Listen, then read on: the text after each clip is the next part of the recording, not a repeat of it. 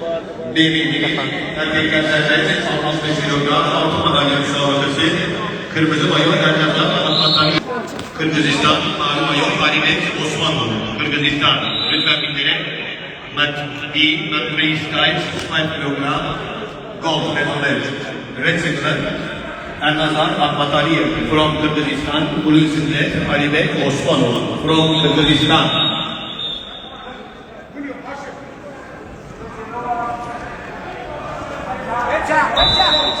Devrilerinde sona eren erkekler serbest 65 kilogram altın madalya müsabakası sonucunda Ерназар, уважение. Красавчик, Олимпиада. Иншаллах, олимпийский чемпион будет. İnşallah. Ulan razı olsun. Mına. Aşağıda unutkan. Birinci Kırgız.